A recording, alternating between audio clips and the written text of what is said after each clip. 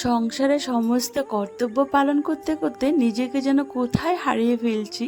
তো hello everyone, good morning. কেমন আছো তোমরা সবাই? জানি তোমরা সবাই খুব ভালো আছো। কি আমার না খুব ভালো লাগে তোমাদেরকে জিজ্ঞাসা করতে তোমরা কেমন আছো। তো তোমরা তো আমার ফ্যামিলি না, তাই তোমরা আমার আপন। তো তোমরা তো জানোই আমার ফ্যামিলি মেম্বাররা এসছে, আমার ভাতিজি ওরা। তো কালকে রাত্রে না অনেকটাই লেট হয়ে গেছে, ঘুমাতে ঘুমাতে সবাই মিলে অনেক গল্প করেছিলাম। আর সকালে ঘুম থেকে উঠে দেখি 7:30 বাজে। আর কি ভাবলাম আর কি হয়ে গেল।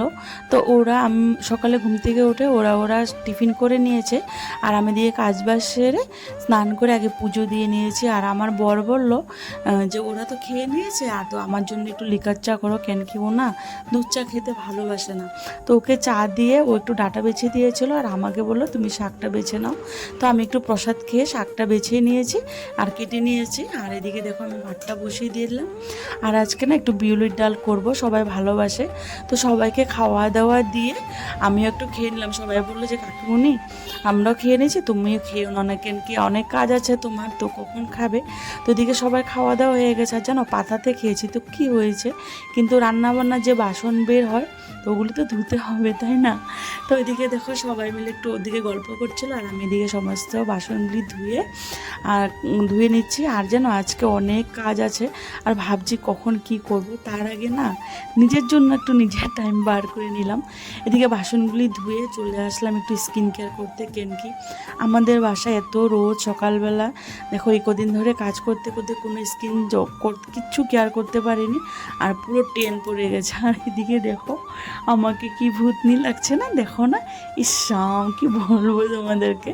তো একটু স্কিন কেয়ার করলাম, ফেস প্যাক লাগালাম এদিকে টেনের, আর এদিকে তারপরে হলো একটু কালার লাগিয়ে কাপড় ধুতে চলে গেছিলাম।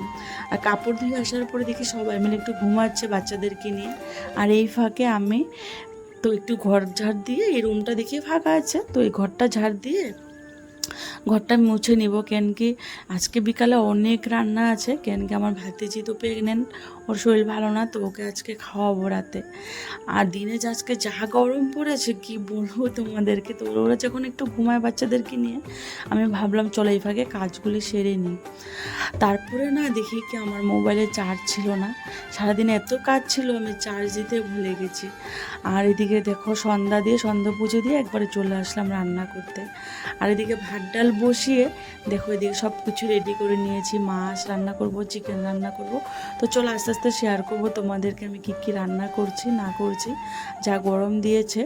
আর এদিকে দেখো আমার রান্না বান্না শেষ হয়ে গেছে, আর এখন বাজে রাত 10:30। দেখো ডাল বানালাম, চিকেন বানালাম, মাছ বানালাম, 7 রকমের ভাজা, ডাল, পাঁপড় ভাজা, অনেক কিছু রান্না করেছি। আর এদিকে আমার ছেলে দেখো ফটোশ্যুট করছে। ও দেখো ওই যে আমার ভাতিজি ও রেডি হয়ে আসছে, ওকে দেখো এখন খুব সুন্দর করে খাওয়া রেডি করে দিলাম। ভালো লাগছে না দেখে, ফুল ছিল না তাই পাতা দিয়ে একটু সাজিয়ে দিলাম। তো চলো আজকের ভিডিওটা জানি না তোমাদের কেমন লাগছে না লাগছে, ভালো লাগলে একটা লাইক কমেন্ট করে দিও। টাটা।